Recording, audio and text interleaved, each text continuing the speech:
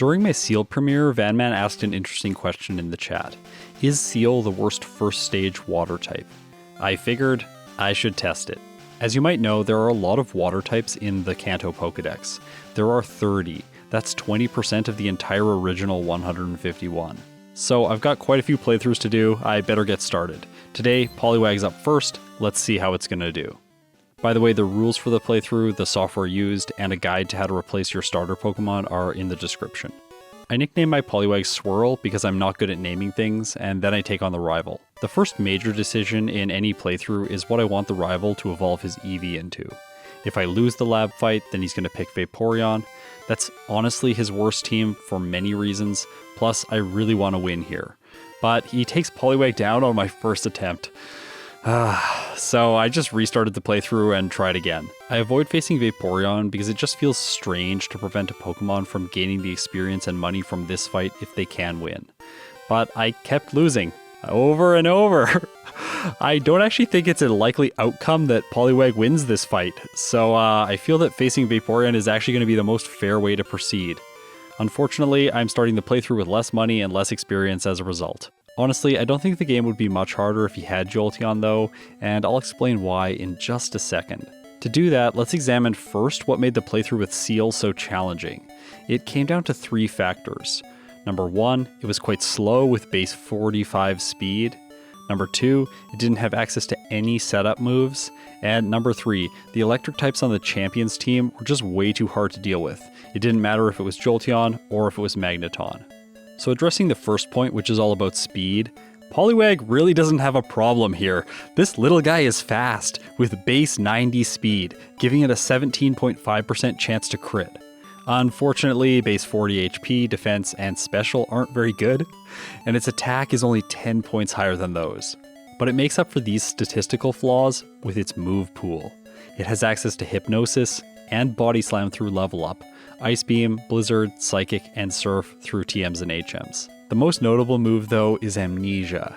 In Generation 1, this move is so broken because it boosts your special, which is your combined special attack and special defense. And paired with moves like Surf and Blizzard, I think that Poliwag is set up for success. It's time for Brock. I was so confident that I didn't actually save in front of him. While I wash away his rock-hard Pokemon with my Tadpole, I should mention that Poliwag has the medium-slow level-up rate. While you'd assume this is the second slowest of the 4 level-up rates in Generation 1, it's actually the second fastest until a higher level. That's with the exception of the very first level or so, which you may have noticed was actually unusually slow for Poliwag. So this water type is able to achieve a fantastic time against the rock-hard Pokemon trainer, and now it's moving on. On Route 3, you can see how quickly Poliwag is leveling up. That's demonstrated here against the first bug catcher. Having only Bubble, though, is really inconvenient. It's base 20 power. Also, it does have a 33% chance to lower the opponent's speed. This is only in Generation 1. In Generation 2, it was changed to 10%, by the way.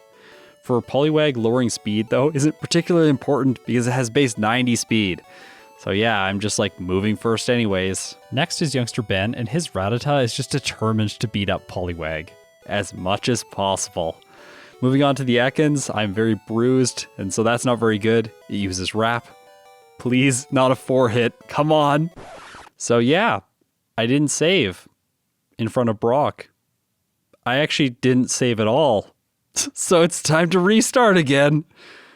Now watch this. I couldn't believe it when it happened. Yes, after this restart, Poliwag actually defeats the rival in the lab. So I decided to just take it and keep going because I really didn't want to restart again.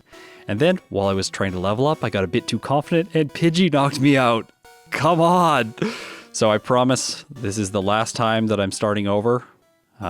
Seriously, this video. Oh, man, this is rough so far. There is a silver lining here though to restarting this many times, and that's that I get to practice the early game. I want to do this anyways for my optimized playthrough. I always try to optimize the Brock split as much as is possible so that I know the Pokemon's off to a good start. After losing in the lab, I want to level up once against wild encounters that show up. I now know that youngster Ben's Ekans is the real boss of the early game, not Brock. So I fight an optional bug catcher in the forest for some additional levels, and then in Brock's gym, I also fight the Light Years Junior trainer. Brock is easy once again. I'm actually 25 seconds slower this time because of the extra training. However, this is apparently very worth it still because I just squeezed by Ekans' Wrap with 2 hit points remaining. Okay, Bubble, you've been not so nice. It's time to put you aside. Poliwag learns Hypnosis at the end of the route, and then I teach it Water Gun in Mount Moon. Now, my plan for Cerulean City is key. I want to face Misty first so that Poliwag will have Bubble Beam for Nugget Bridge. This is going to speed up my progress. To do this, I need a little bit of extra training, so I face a single optional trainer, this Hiker. He's really easy to manage with 4 times damage from Water Gun. Against the Super Nerd, I really wanted to use Hypnosis, like really badly. Anyways, I take the victory, grab my prize, defeat the Rockets, and arrive in Cerulean City. Now, before I face Misty, I'm going to explain why I think it's going to be possible. Her good AI makes her more predictable. That's the first thing. It forces her Pokemon to use normal moves so that Staryu will only use Tackle and the Starmie's going to alternate between Tackle and Harden.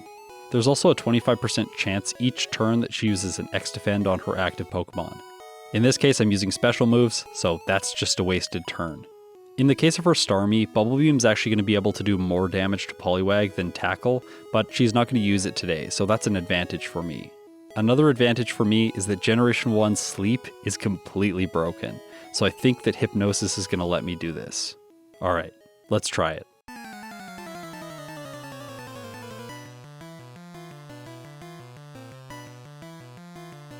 .46 speed is enough to move first against the Staryu. Poliwag fails Hypnosis. That's 60% accuracy for you. And then Misty uses an X-Defend.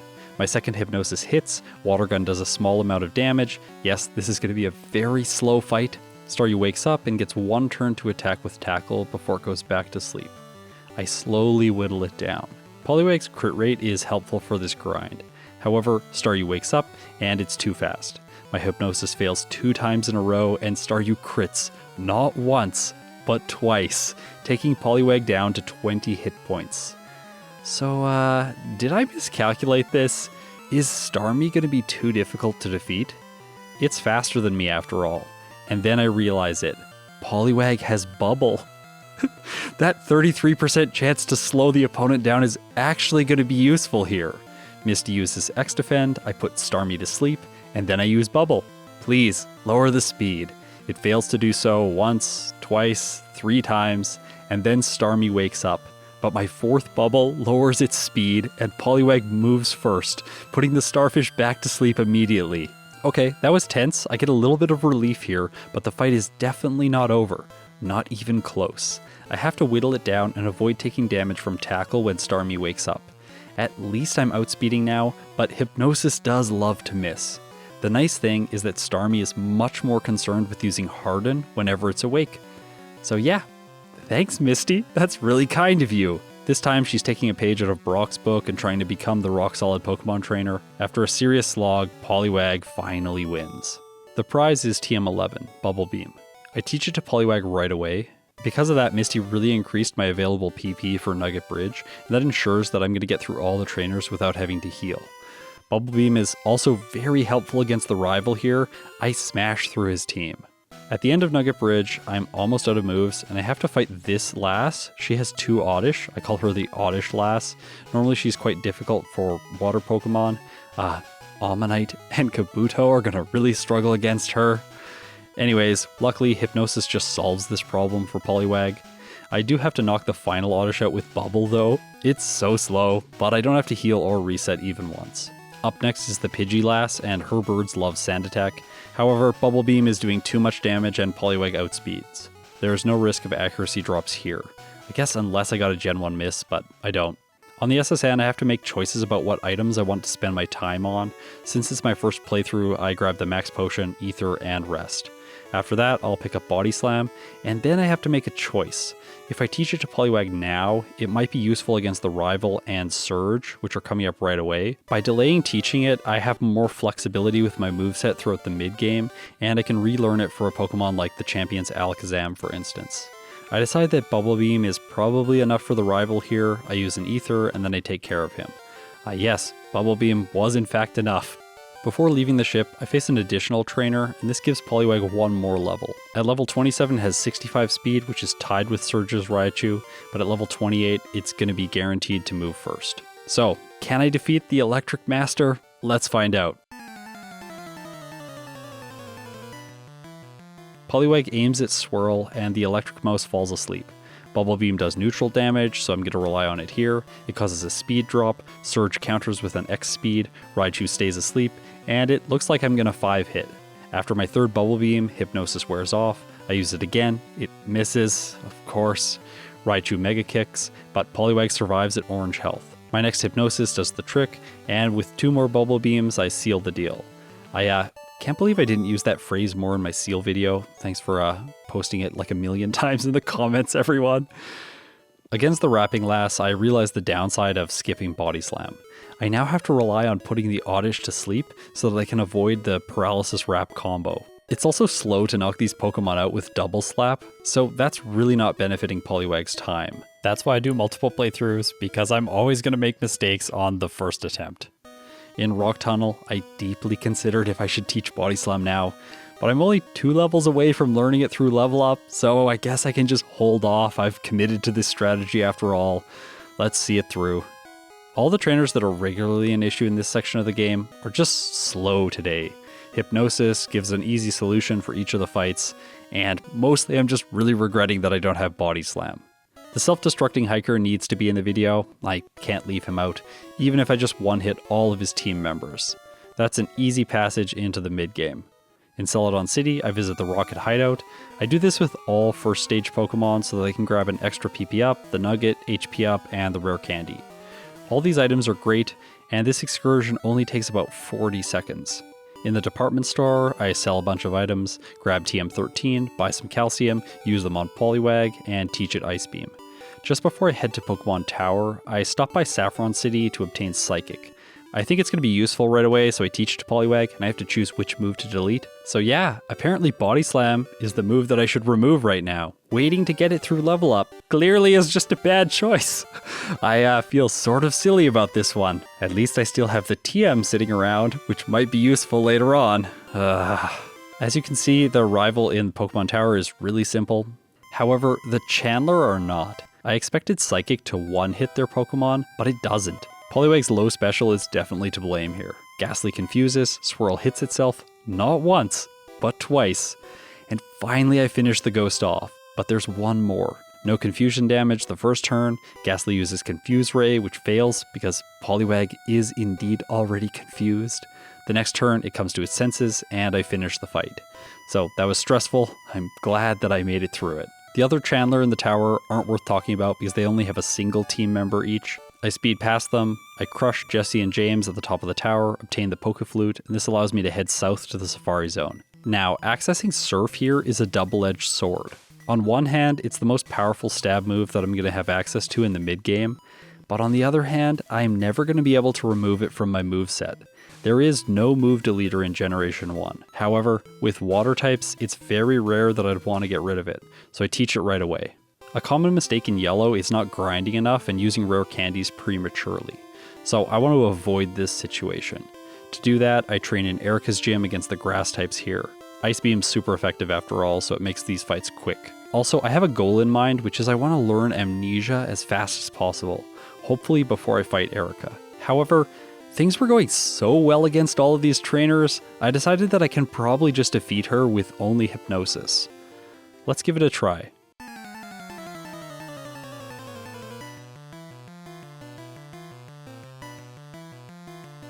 Tangle is first.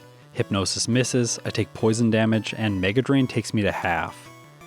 Oh no. I brought poison into this fight so that I could avoid Sleep Powder, and now I'm really regretting it. I try Ice Beam hoping to get a freeze, but it doesn't, and Poliwag goes down.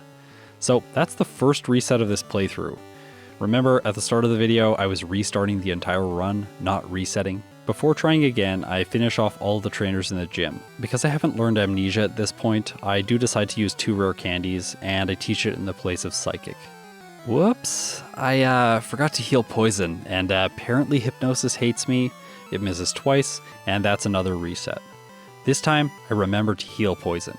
Tangela goes to sleep like a good vine monster, and then I start to set up Amnesia. So this boosts my special by 2 stages each time I use it, and if you look in the bottom left, you can actually see how much this is boosting Poliwag's special stat. After that, I am able to sweep Erika with ease. Then I had a realization. I really should have done Koga first, and this is for moveset management purposes. If I did, then I could have had Psychic for the fight against him, which is super effective damage against his poison types, and then I could have taught Ice Beam in its place for Erika. Today, I'm not too worried about it though, because I think that Amnesia is probably just going to solve this problem anyways. However, there is one downside to using a fast Pokemon and a setup move in Generation 1. In Generation 1, a Pokemon's critical hit rate is determined by taking its base speed, dividing by 2, and rounding down.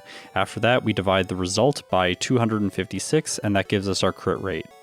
And when a crit occurs, it ignores all stat changes, even ones that would be beneficial to the person who gets the crit. Also, crits don't do 2 times damage, they do roughly 1.8 to 1.9 times damage. It's actually based on the Pokemon's level. So if Surf crits after using 1 Amnesia, it's going to be doing less damage, which is really frustrating. You can actually see that here against the Juggler's second Drowsy. It survives because I got a crit. So yeah, hopefully this won't cause issues against Koga.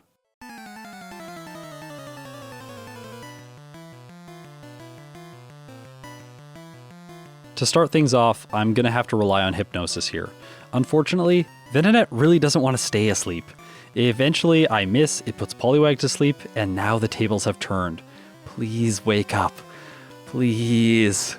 Okay, well, that was just really bad luck. Let's try again. Hypnosis misses, Venonat uses Sleep Powder, and then it all happens again. So, 3rd time's the charm, right?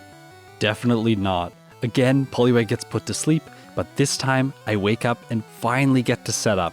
However, the problem is that Poliwag still doesn't have the speed required to move first against Venomoth. I was hoping to tank just a single hit and knock it out with my boosted Surf, but that isn't possible. I've lost 3 times against Koga. More levels are obviously going to make this easier. I did say that in Yellow you usually have to grind a little bit in the mid-game, so I fight some of the Tamers in Koga's gym. By the way, I never really talk about the Tamer trainer class. It's such a rare type, and I don't really fight any of them in my playthroughs. Plus, they're all quite bad. But a trainer class that I regularly talk about is the Jugglers. One, they have really weird AI that causes them to switch their Pokemon in and out. Fitting, because they are Jugglers after all. But the real reason that they're worth noting is that they have powerful Psychic types. This guy has a level 38 Hypno, and it ruins my day by knocking Poliwag out. I saved before Koga, meaning that I lost all the training that I just did. That's annoying. After finishing the Hypno off successfully on the 2nd attempt, I head to Silph. There are mandatory trainers in here that I might as well just knock out for the levels. Plus, if I make it past the rival, I'll get the extra experience from Jesse, James, and Giovanni. The Silph rival sends out Sandslash first. Hypnosis misses, because of course it does. Poison Sting does very little. Hypnosis misses again, because of course it does. And Sand Attack lowers Poliwag's accuracy. So yeah, Hypnosis is never gonna work now. I should have just knocked this thing out with Surf. I was trying Hypnosis because I wanted to set up here so that I could sweep the rest of the fight. Anyways, I try Hypnosis again, it fails, twice, and then the Sand Attacks start to stack up. In a miracle event, Hypnosis actually does put Sandslash to sleep, and then I set up. But Surf fails to connect, and that's a reset. Things look very different if Hypnosis works on the first turn though. After 3 turns of Amnesia, Poliwag 1 hits Sandslash, the Ninetales, Magneton, and Kadabra. Vaporeon is last. It tanks a hit because it's very bulky, but it can't do enough damage, so I take it out. I very rarely talk about Jesse and James and Giovanni. That's because, honestly, they're just really bad.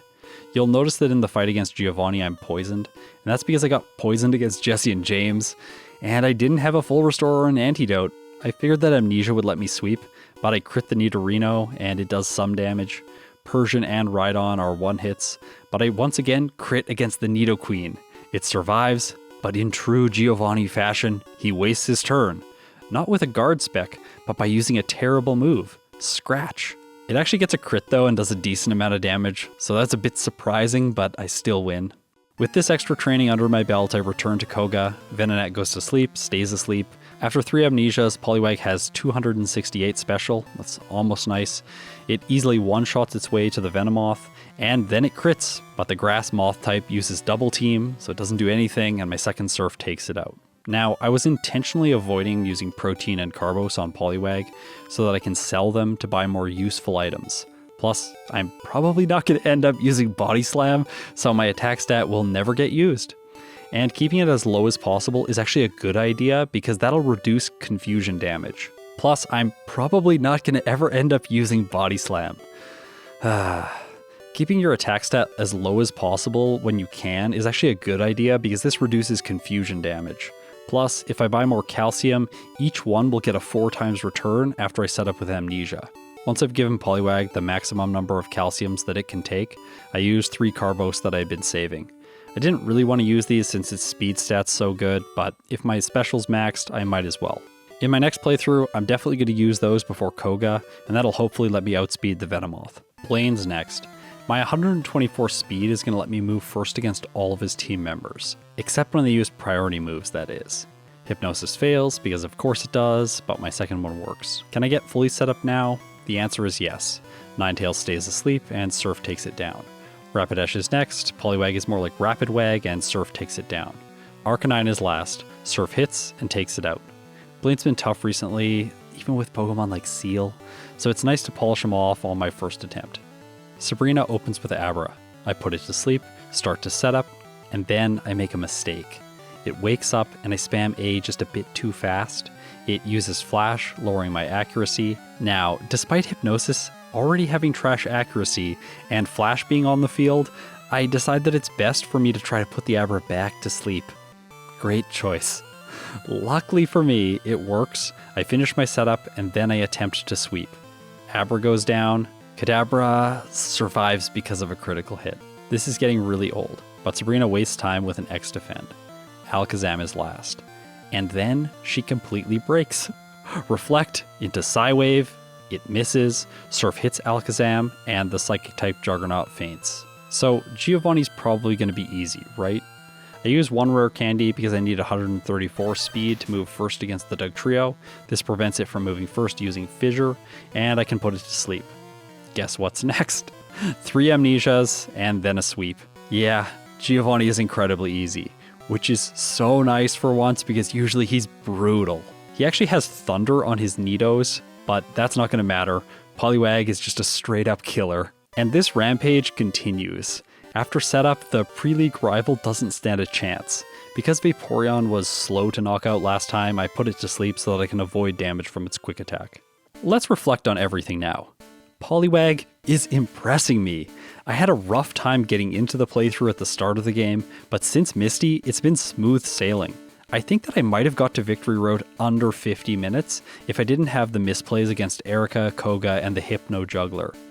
It's worth noting though that this performance is relying on Hypnosis, a move that by definition is inconsistent, so maybe I've just been very lucky. Plus, my base speed is adding inconsistency because Amnesia and my high crit rate don't pair very well together. However, being fast is something that I really wouldn't trade away, and it, in combination with a powerful typing, an incredible setup move, and a consistent stab move, makes me think that this thing is poised to do very well in the league. Let's find out if I'm right.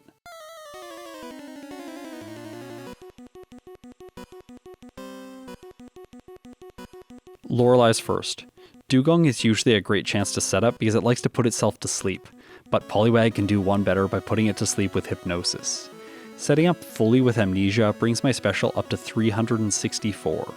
However, that's actually quite low for this fight when you use Amnesia 3 times, and that's because Poliwag is only level 50.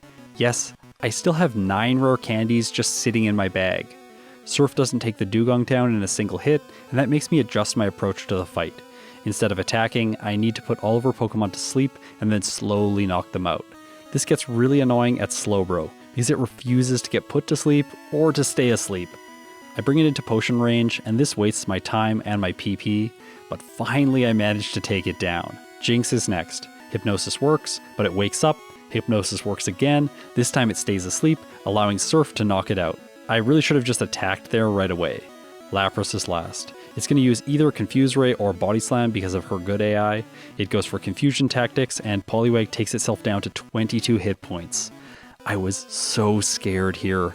Lorelei has AI Modification 1, meaning she won't use status moves when the opponent already has a status. When I fight the champion's Ninetales, it's been my experience that the AI considers Confuse Ray, but here, Lorelei just keeps trying to confuse me. Over and over. So apparently this is not how it works.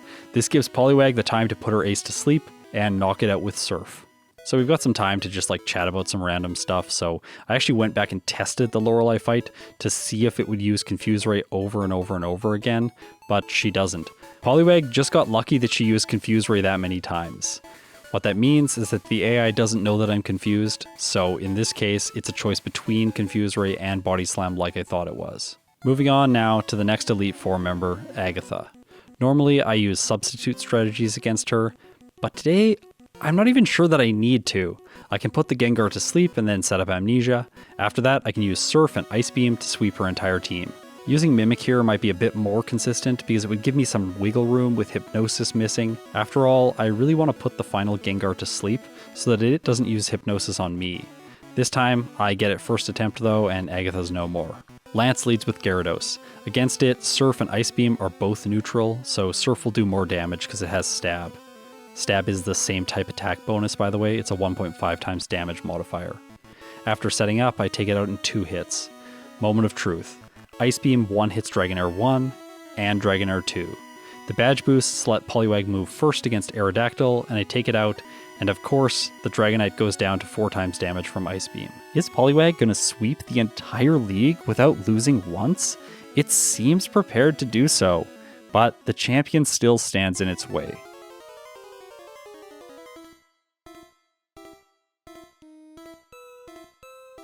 Here's how I was feeling as this fight got started. Poliwag's about to sweep. He's about to sweep the league.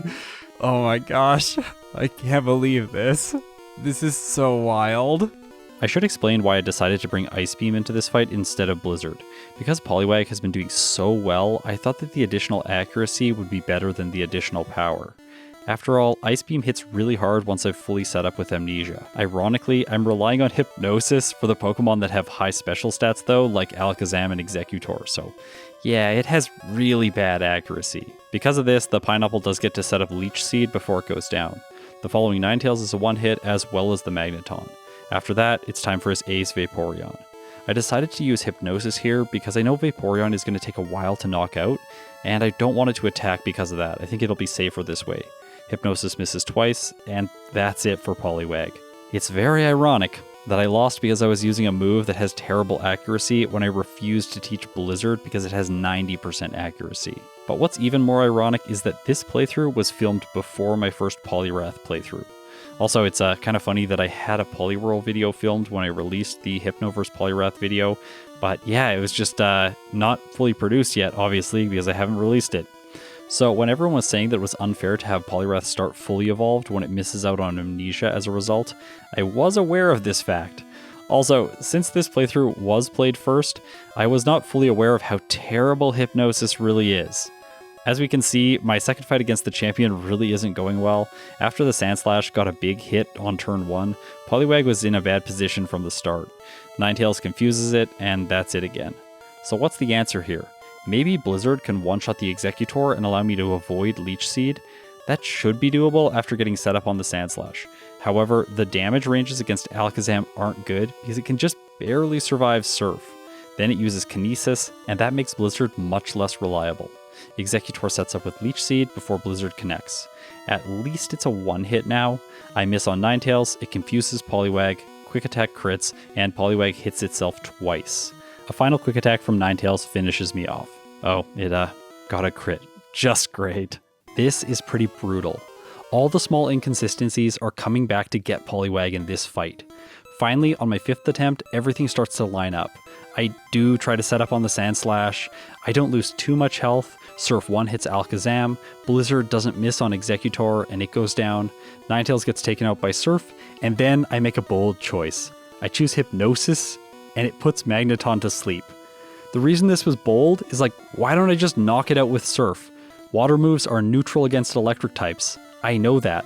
Literally the second that I clicked Hypnosis, I was like, why did I do that? I shouldn't have done that. This thing's just gonna faint anyways. But in this case, it's very important that I actually put it to sleep, because I critical hit and the Magneton does not get knocked out. The sleep status gives me the time I need to attack again, and now I've made it to Vaporeon. All I have to do is put it to sleep and then whittle it down with Surf. It resists both Surf and Blizzard, so because I have the same type attack bonus with Surf and Surf's accuracy is better, it's the right choice right now. His ace falls, and Poliwag clocks in. Get this, with a time of 1 hour, 5 minutes, and 38 seconds.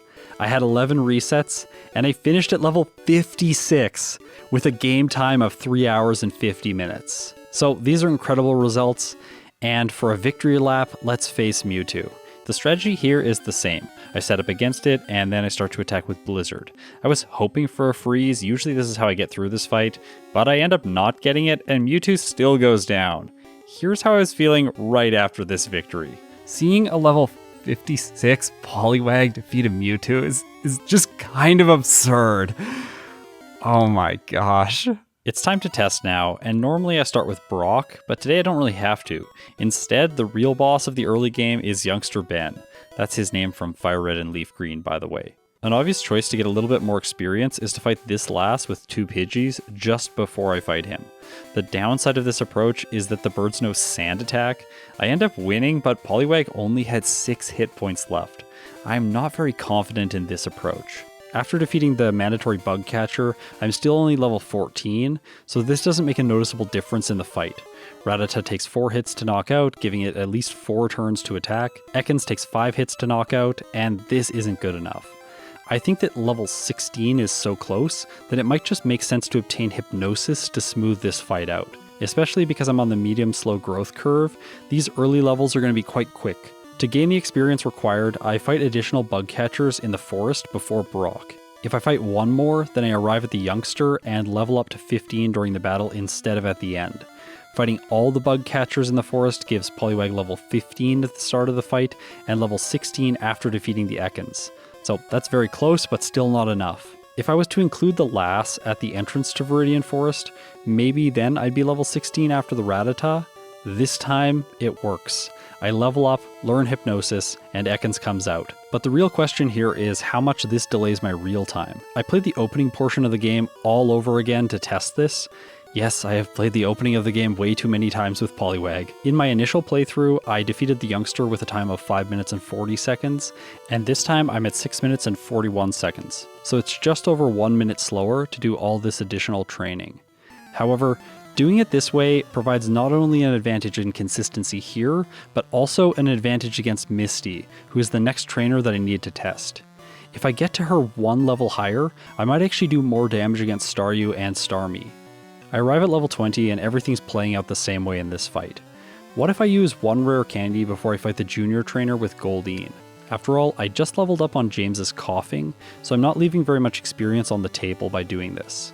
I was hoping that by fighting the Goldeen and the Staryu back to back, maybe I would level up 1 more time for the Starmie, but that doesn't happen, so this doesn't improve the results either.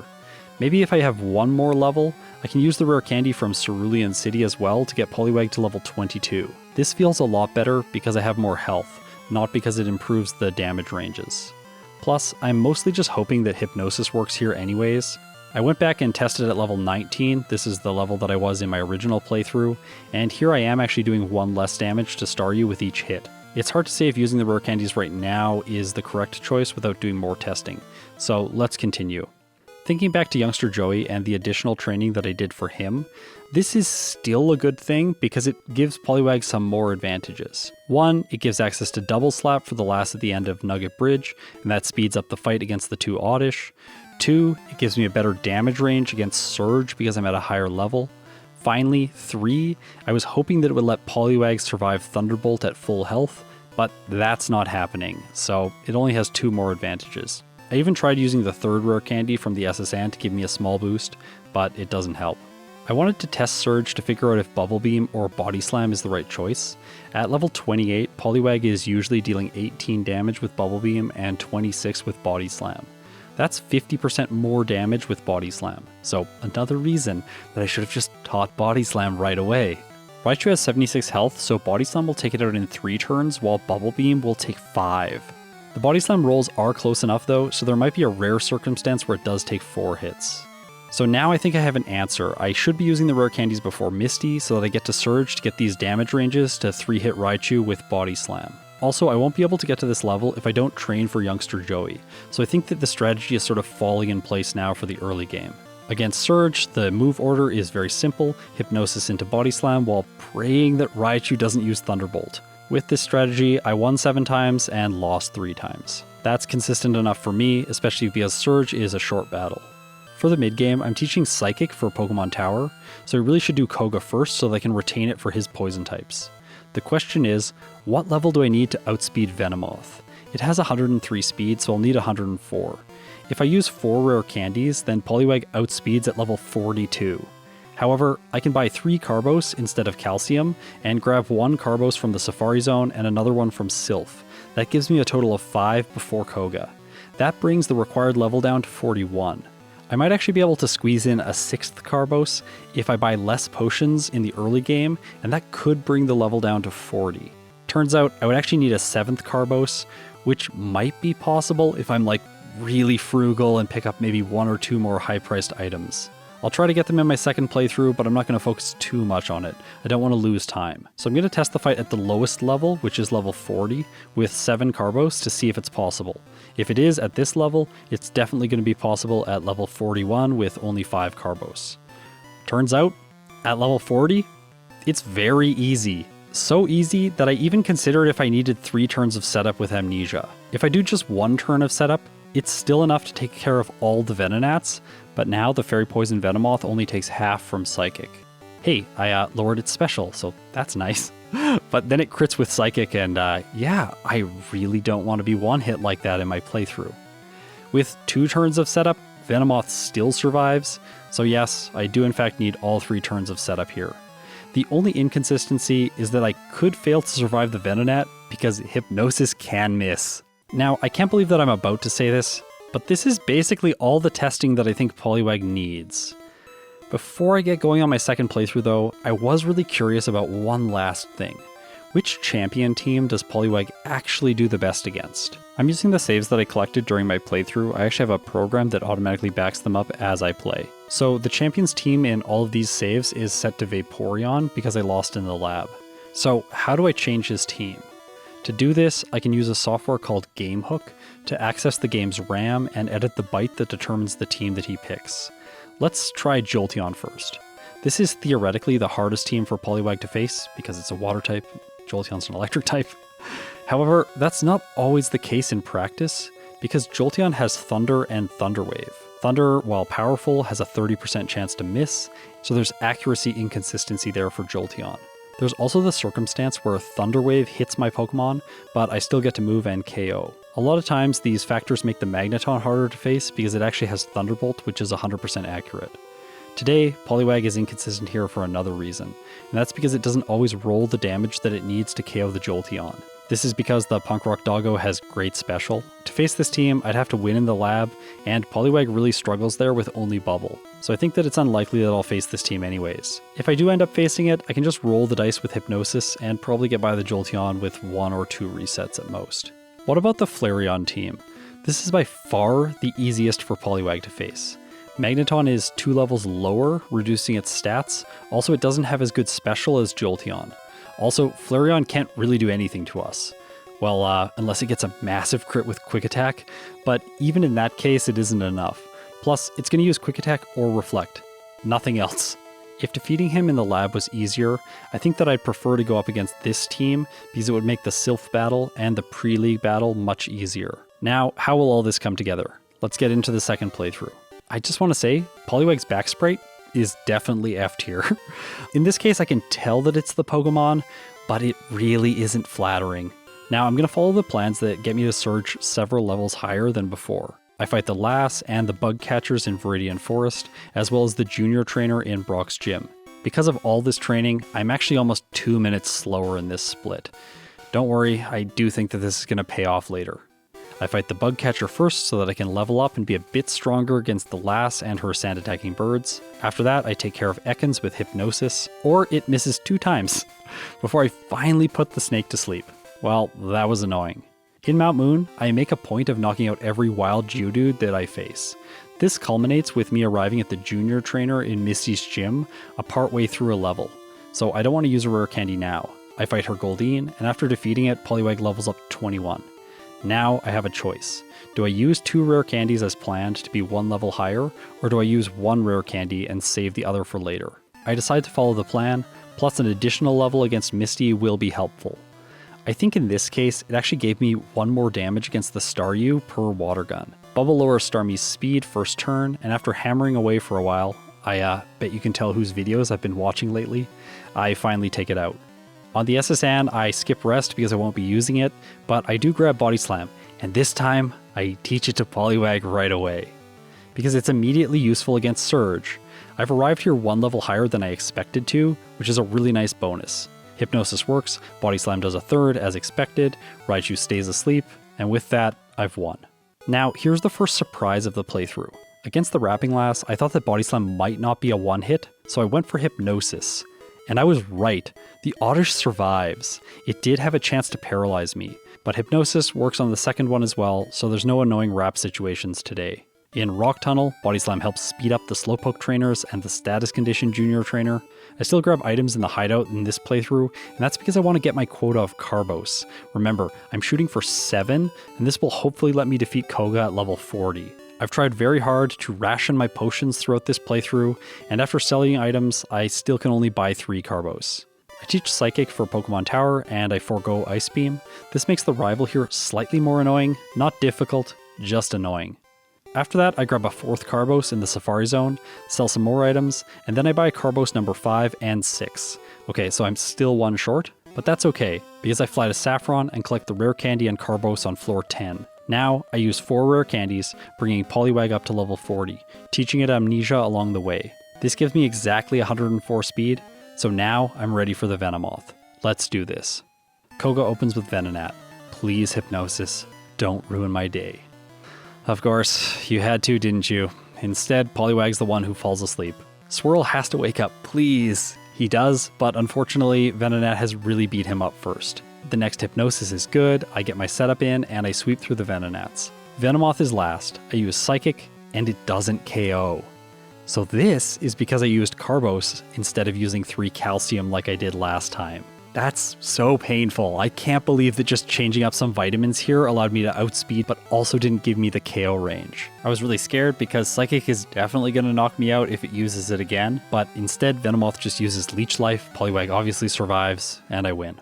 Now, earning this badge earlier on gives my speed a 12.5% boost, plus it also allows me to use Surf outside of battle.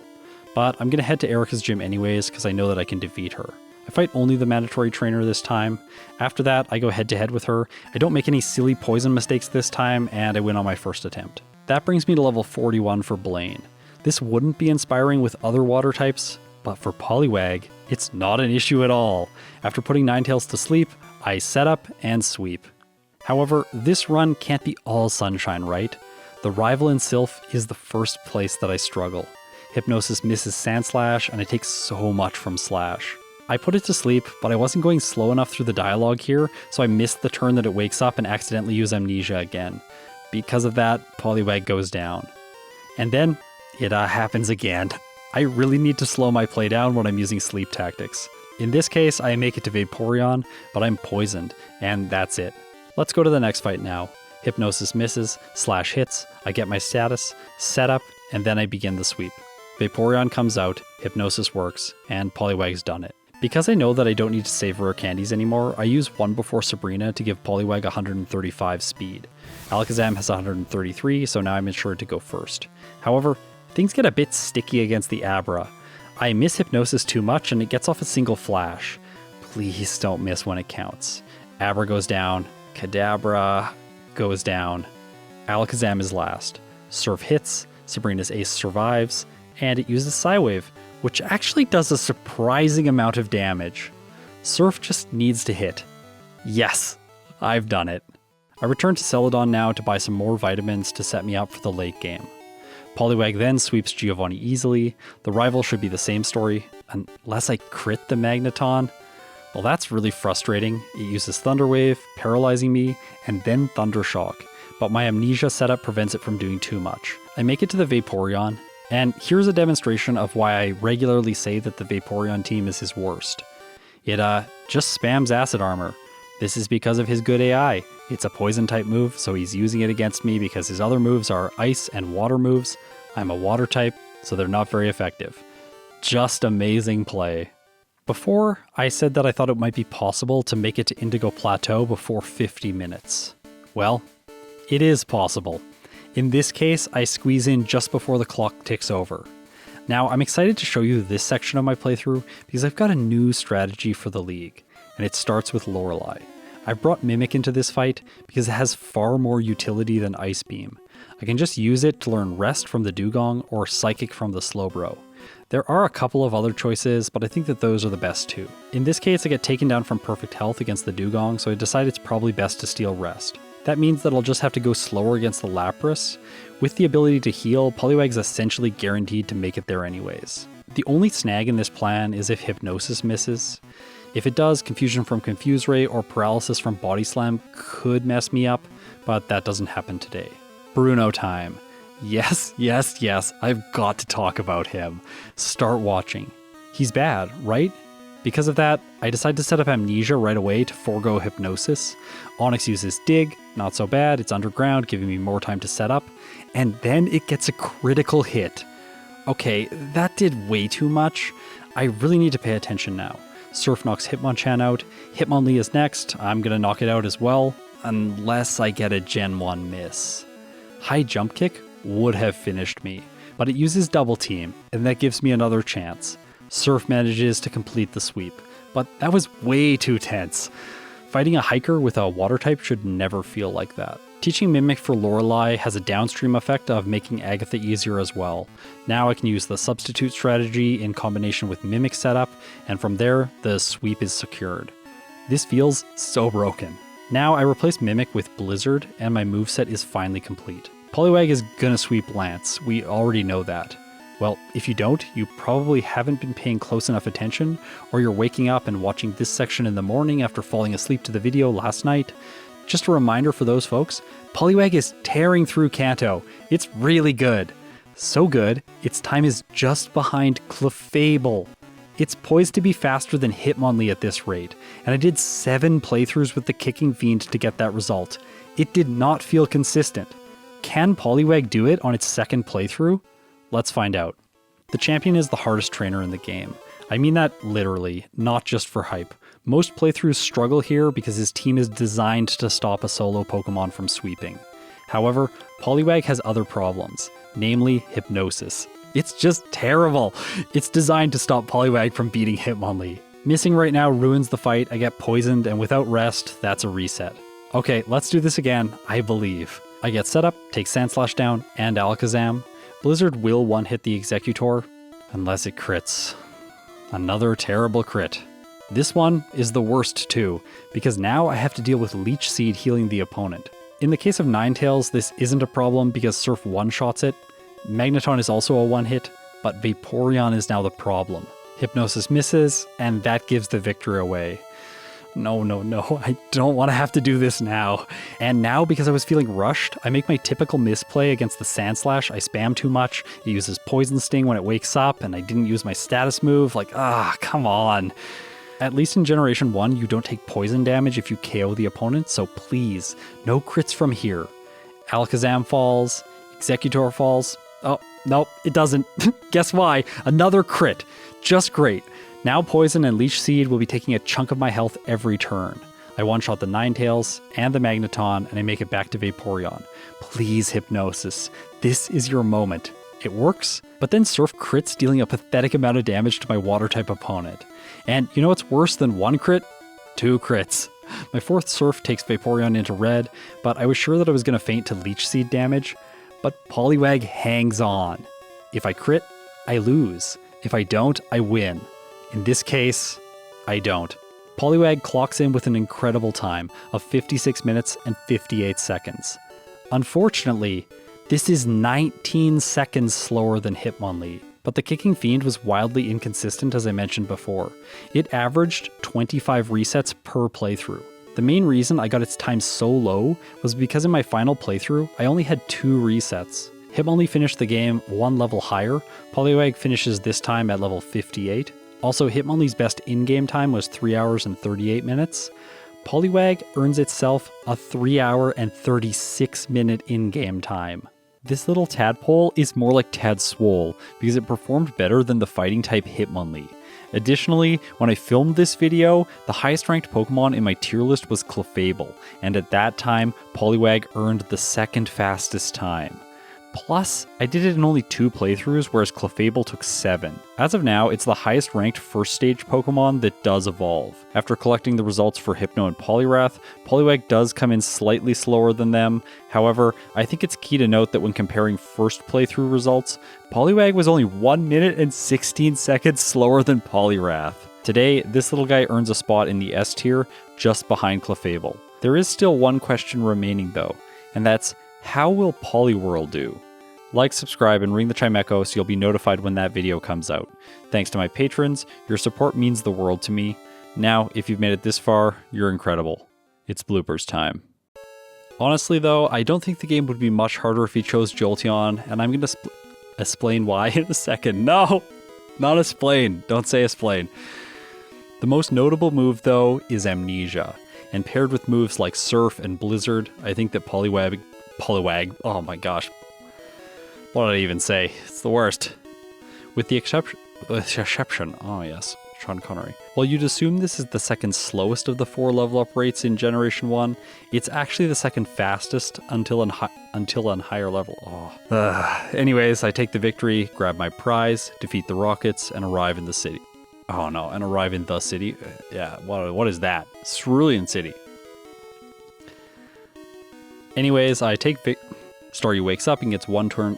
Oh, I licked the pop filter. Gross. That's not good. Don't do that. Don't recommend.